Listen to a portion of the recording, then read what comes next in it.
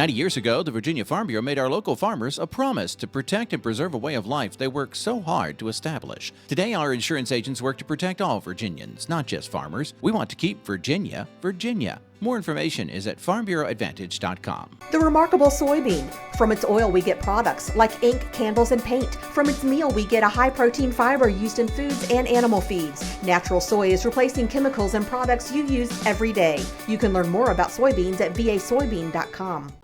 Hi, everyone, and welcome to Virginia Farming. I'm Amy Rocher. Farmers markets around Virginia are open for the season, and no matter what community you live in, your local farmers market is a great place to go for fresh, locally grown products. This week, we talk with French Price about trends in Virginia farmers markets. We also have a story on a trend with certified natural beef, plus some tips on how to grow sweet corn. Those stories and more on this episode of Virginia Farming.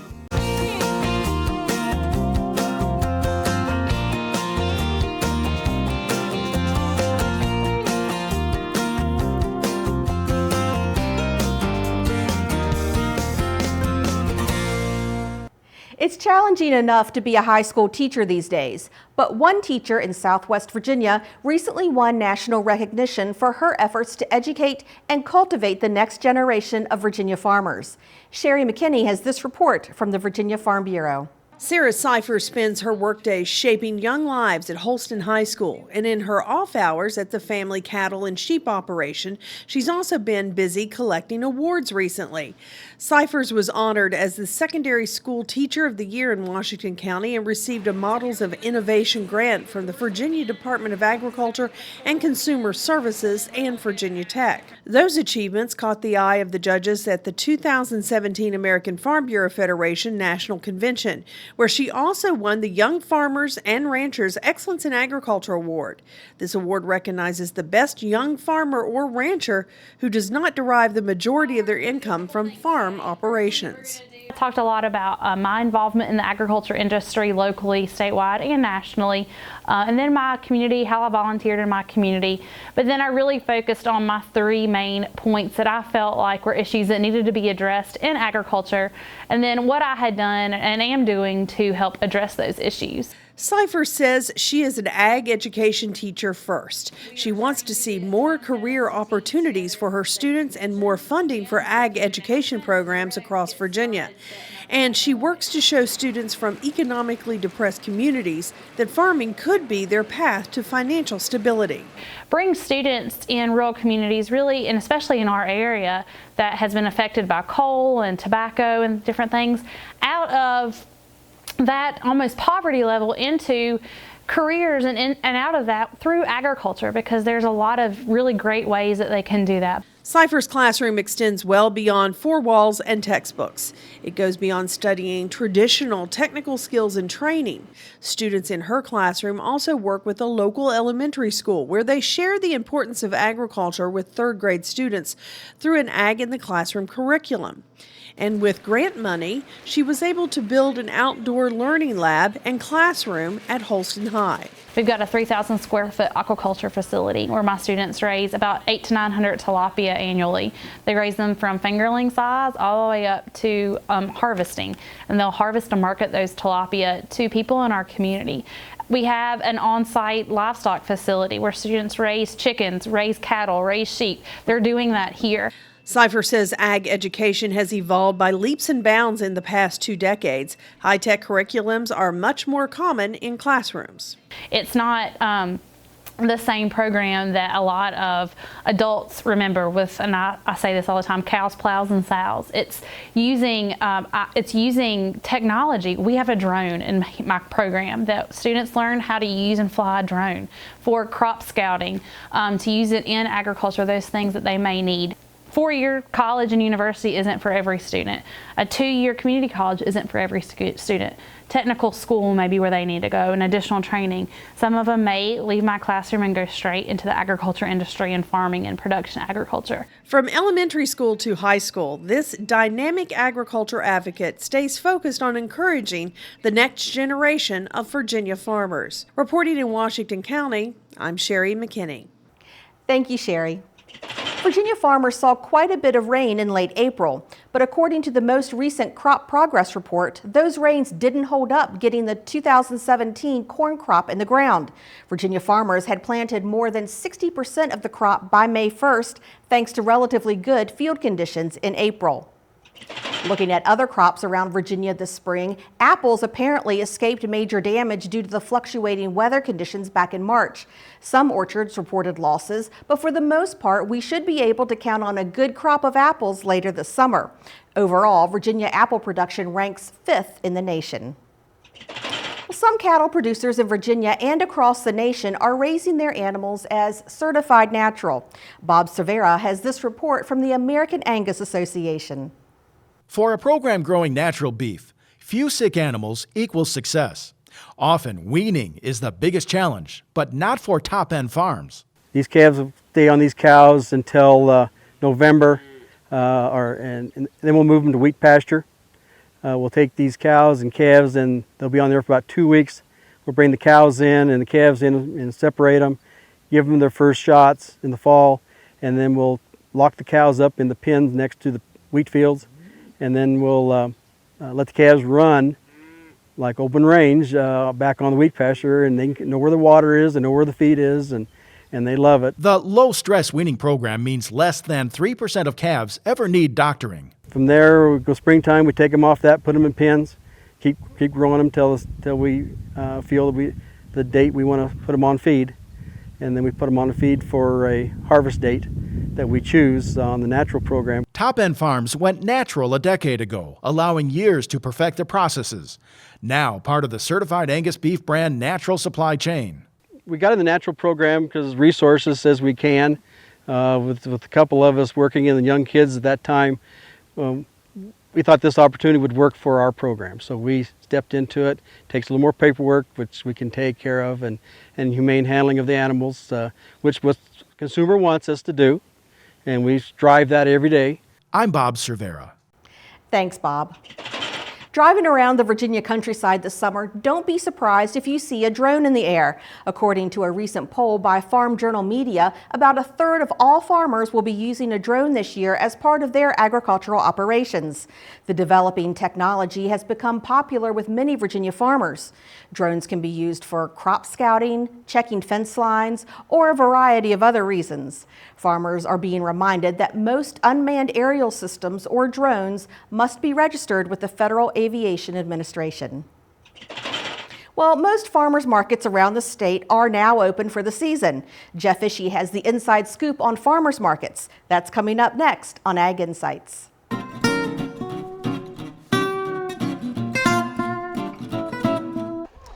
Well, welcome everybody to another Ag Insights with Virginia Farming Television. We're here this week at the Harrisonburg Farmers Market in the beautiful Shenandoah Valley of Virginia. Of course, spring is a wonderful time to visit your local farmers market, regardless of where you are in the Commonwealth of Virginia. We have more than 200 public farmers markets now here in the Old Dominion. It's my pleasure to welcome to the program French Price. French, you work with Virginia Cooperative Extension in the Farm to Table movement. Tell me how you got involved with that and your background.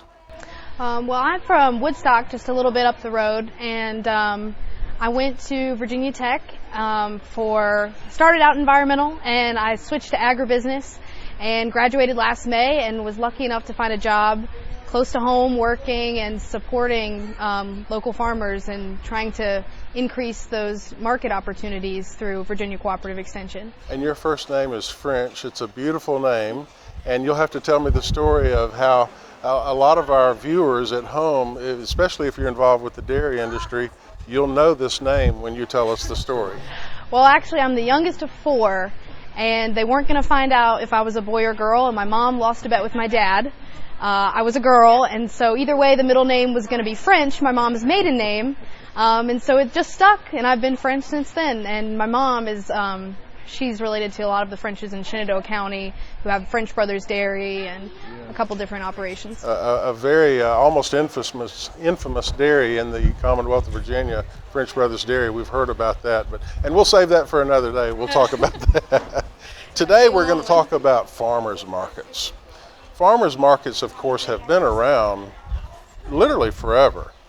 Every town, every village had a small place in the town square usually where the local farmers could come in and sell their products, whatever it may be. But since the 1990s, we really saw a resurgence in public farmers markets here in Virginia. I know at that time there were maybe 70 or 80 markets in the whole state, and now how many do we have? Hundreds. It's got to be over 300, I'd say. Yeah. And every little town has a public farmers market, and what this has done is given opportunities for farmers to diversify their operations and maybe sell fresh eggs or plants or even meats now. What do you see in this trend with farmers markets?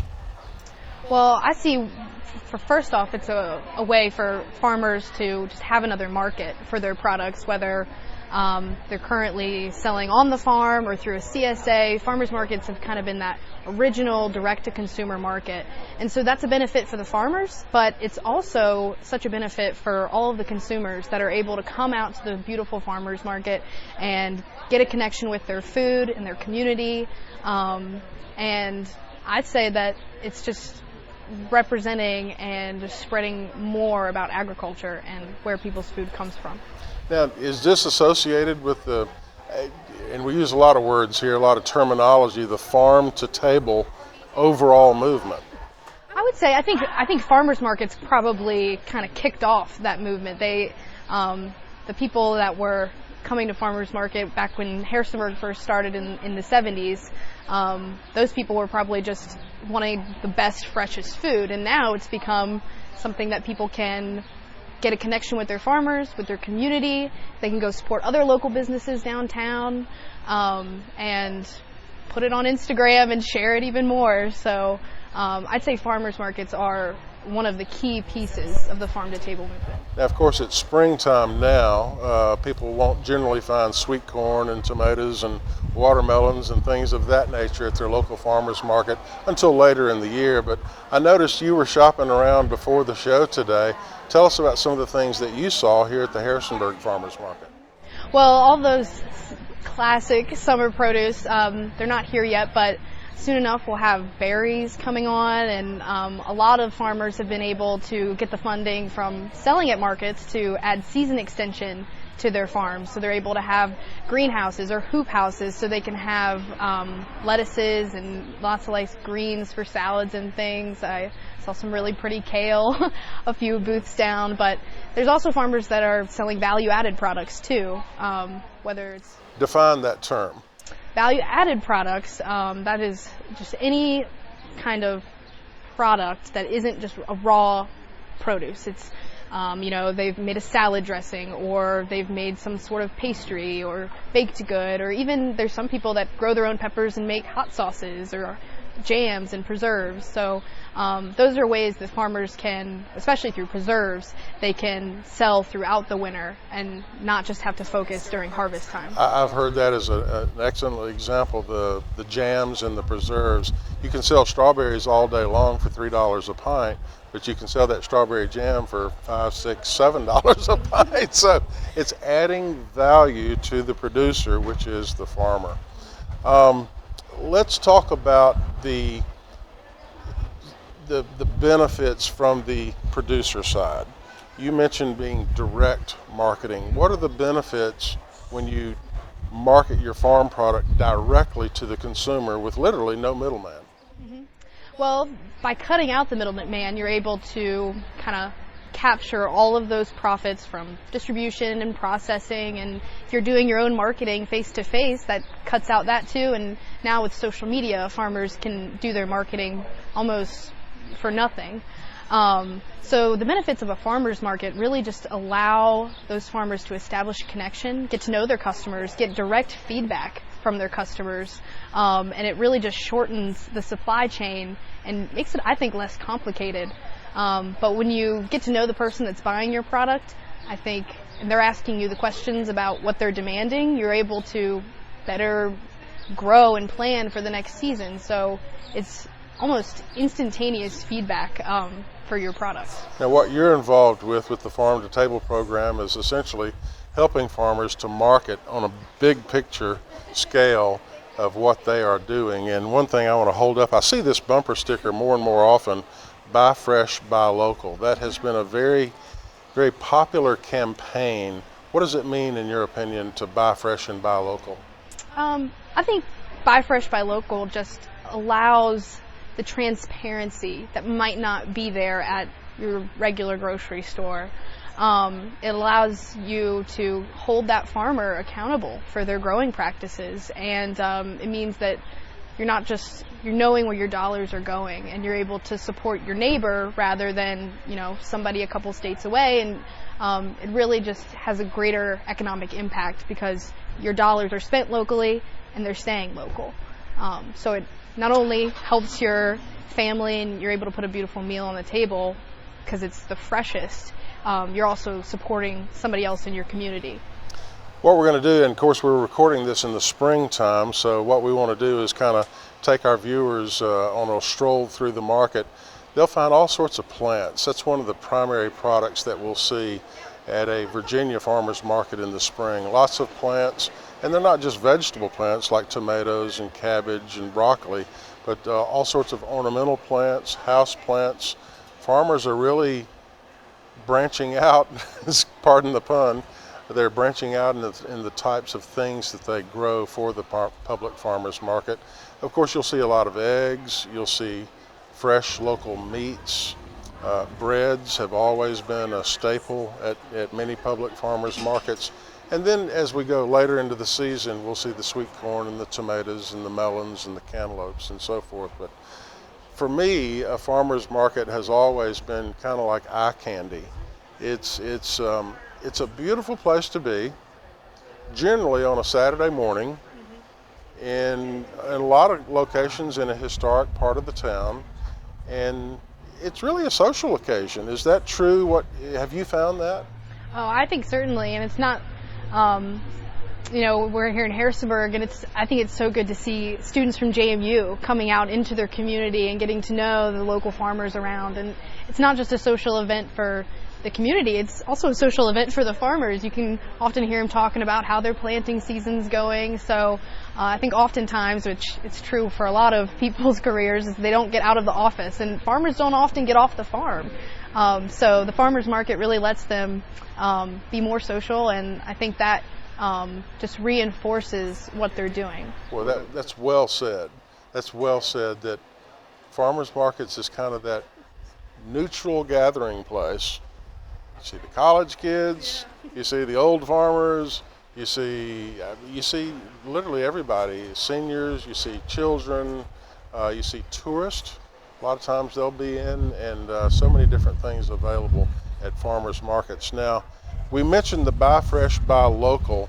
Tell me more about what you're directly involved with the Farm to Table movement. Mm-hmm. Well, the Buy Fresh, Buy Local is one way that we kind of implement all of our Farm to Table kind of programs. And Buy Fresh, Buy Local really lets us have a connection between the consumer and the farmer. So it's completely free for the consumer to pick up this guide that we put out every year.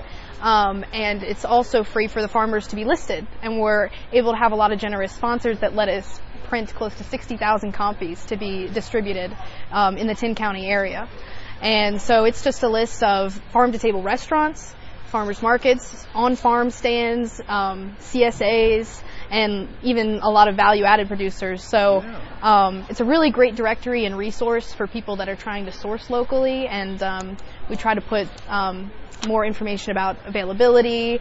So it's really a guide to, even if you've never bought locally or you've never heard of it before, it's really a great introductory guide. But it's also a great resource to keep all season long.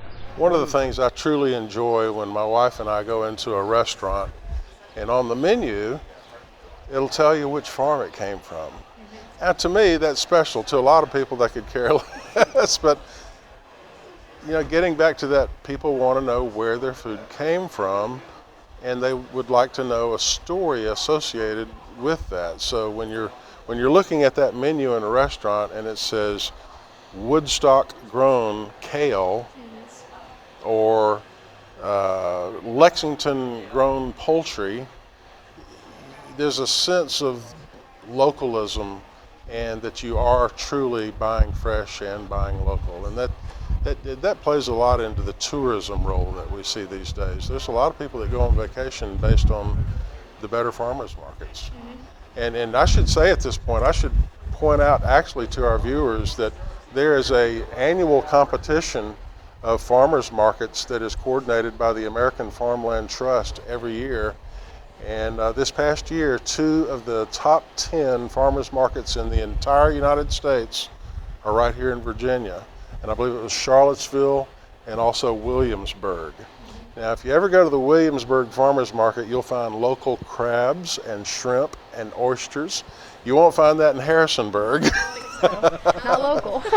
But it's such an exciting place to be on a Saturday morning because you never know what you're going to see, whether something's in season or not, whether it be blackberries or cantaloupes, and there's always those farmers to have a conversation with.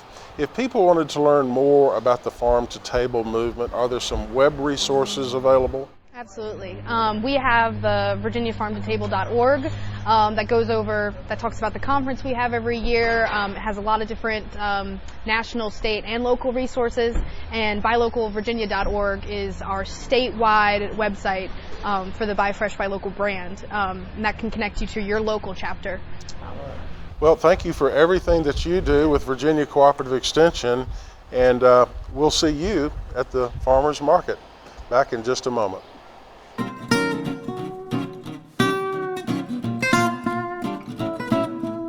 The month of May is when most Virginia gardeners think about growing a crop of sweet corn.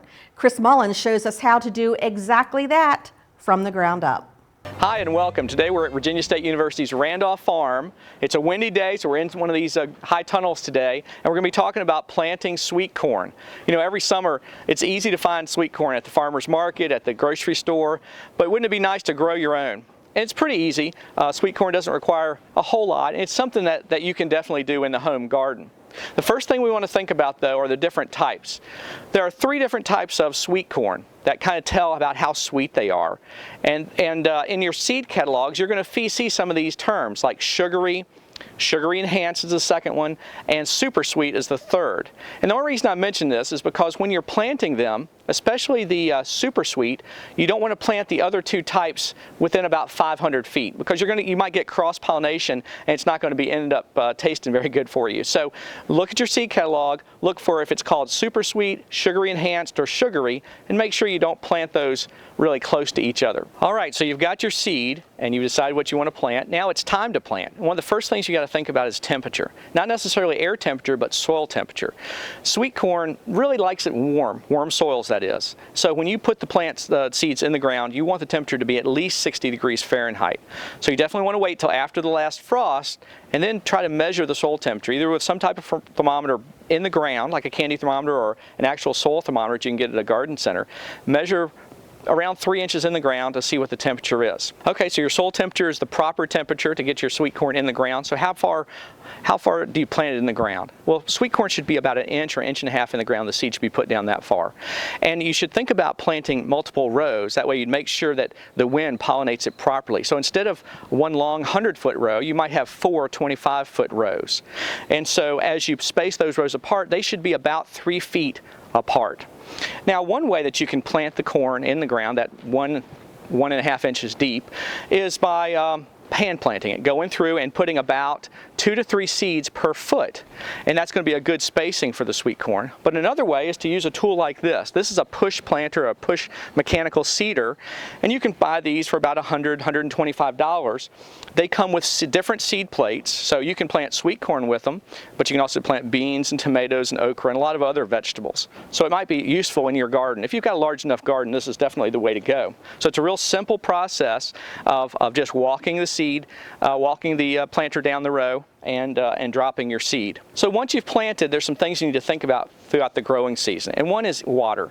You get some timely rains, but if you don't get that, you need to apply water to the corn. So one way would be to use drip irrigation or maybe even a soaker hose, making sure that the plants get about an inch of water every week. And remember, weeds can grow up. So you want to try to get those early. You want to cultivate, but not too deeply around the plants because you could damage the root. Well, for more information about planting sweet corn, please contact your local county extension office and talk to a master gardener. For From the Ground Up, I'm Chris Mullins. We'll see you next time. Our pearl of wisdom this week is from a friend who once said, "You only live once, but if you live right, once is enough." Submit your own pearl of wisdom through our website at virginiafarming.com. That does it for our show. Have a great week, everyone. I'm Amy Rocher for Virginia Farming. 90 years ago, the Virginia Farm Bureau made our local farmers a promise to protect and preserve a way of life they work so hard to establish. We want to keep Virginia, Virginia. Anyone can be a Farm Bureau member, and there's a local Farm Bureau in every county. More information is at vafarmbureau.org. Virginia soybean farmers are hard at work growing soybeans to produce products you use every day. Candles, soaps, even crayons can be made from soybeans. Remember, when you buy soy, you're helping to support American jobs, the economy, and our nation's energy security.